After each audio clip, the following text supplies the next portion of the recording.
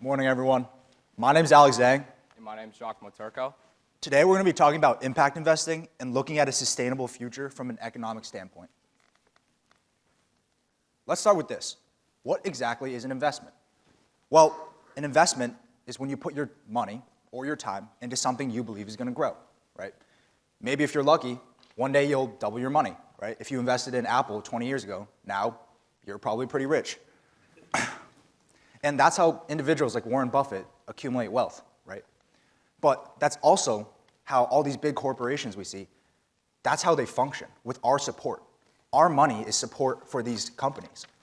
Our money decides what companies get funded and therefore succeed. But here's the thing. Not all companies are created equal in how they impact our world.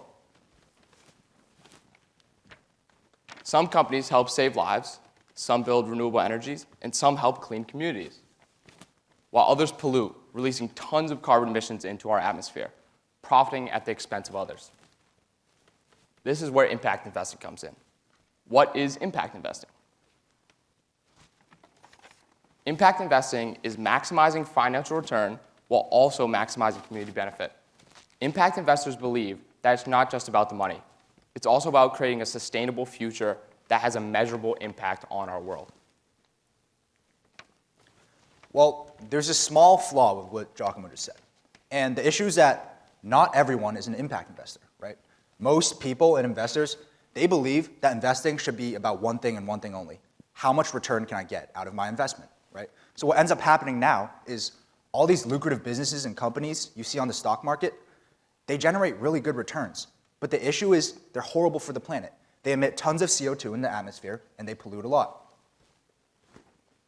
So now the question becomes, what can we do to make everyone an impact investor unintentionally?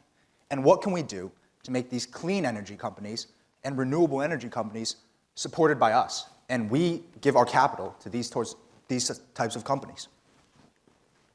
To do this, let's look at Texas and what Texas is known for. Texas is big, big land. It's the biggest oil producer with 43% of the nation's crude oil.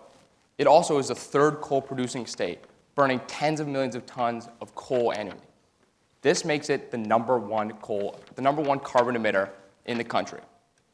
Well, it's always made sense for businesses like this to be built in Texas because it's low taxes, light regulation, and it's really close to pipelines. In other words, it was really profitable. Funnily enough, Texas also has 26% of the nation's electricity generated by wind there. It also has the second most solar capacity in the country. This has created 250,000 jobs in renewables throughout Texas. Well, why is this happening in Texas? It's not because they suddenly became super eco-conscious overnight, right? It's because renewable energy is cheap, scalable, and profitable in Texas. It makes sense economically, right? Texas, they're the biggest producer in our country, and that requires a lot of energy. So renewable energy is a really good choice for them.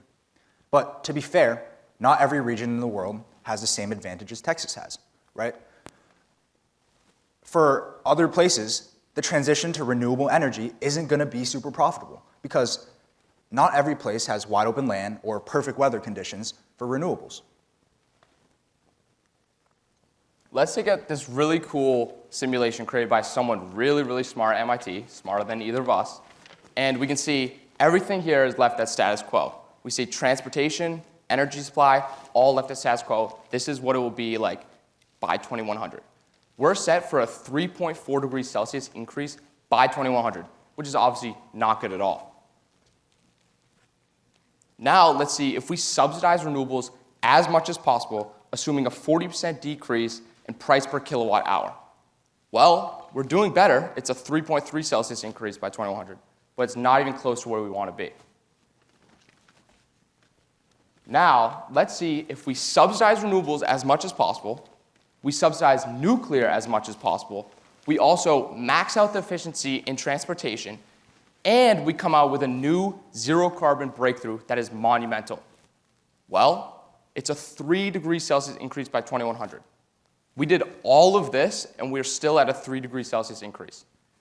This honestly is it's not attainable at all, and it will not happen and we're still not even close where we want to be. Let's introduce the carbon tax. The carbon tax is exactly what it sounds like. It's a tax on fossil fuels based off how much CO2 they release in the atmosphere. It applies to everyday fossil fuels like gasoline, diesel, heating oil, natural gas, and coal. The government sets a fixed price per metric ton of CO2 emitted. Let's introduce this to our simulation and see what's going to happen. Is there any guesses to what our temperature increase is going to end up being? A little less? All right, let's see. We're now down to a 2.3 degree increase by 2100. And we didn't do any of the subsidies that Giacomo just mentioned, right? The ones that are, first of all, impossible to pass. And we're down to a 2.3 degree Celsius increase. Why is this?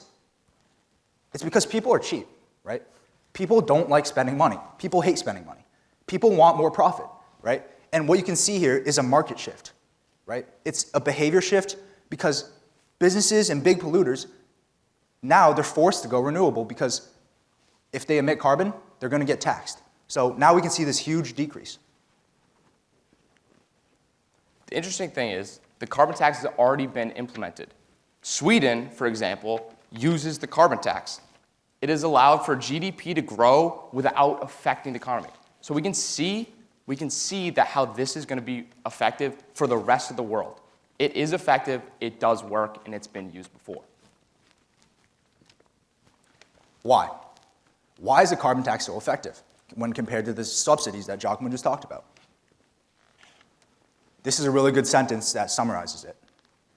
Subsidies make clean stuff cheaper, but a carbon tax makes bad stuff more expensive.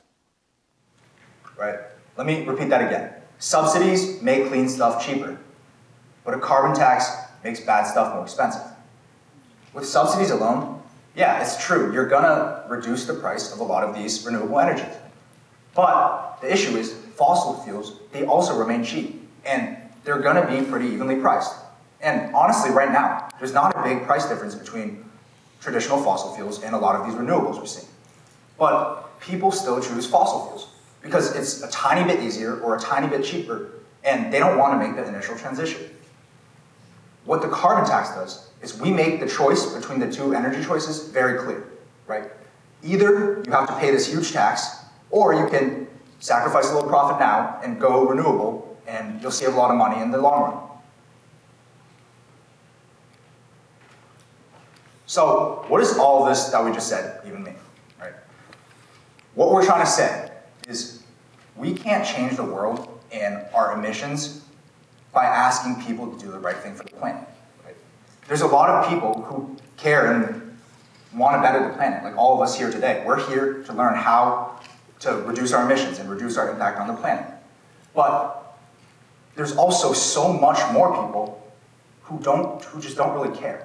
And it's impossible to tell everyone in the world to drop what you're doing and combat climate change. But you know what? That's okay. We don't need to do that. We need to design a system where doing the most profitable thing is the most sustainable thing. If it's not profitable, it can't possibly be sustainable. Right? And the truth is that the economy is the foundation for everything. It decides what gets funded, what gets invested in, what gets supported, and what's the new norm, right? So if there's one thing that you should take away from this, is that the clean future that we're trying to strive towards and that we're here to learn about, it lies in the power of the economics. And that's the foundation for everything. So what does this mean for impact investing? Well, with a carbon tax in place, we're going to see a huge increase in sales and growth potential for these renewable energy companies. That means there's going to be increased investing flowing towards these renewable energy companies. Right now, the issue is there aren't enough impact investors because a lot of people, when they invest in stocks, they don't believe that investing in these clean companies are going to generate them profit and returns, right? What the carbon tax does is we're going to start to see those returns from these clean energy companies. And then when that shift happens, it starts a never-ending cycle. Faster growth for clean energy it's going to naturally reduce the price of these clean products, and also it's eventually going to lead to more returns for these investors. And then everyone will be an impact investor, because the clean companies that we want to invest in are also going to be the most profitable. Thank you.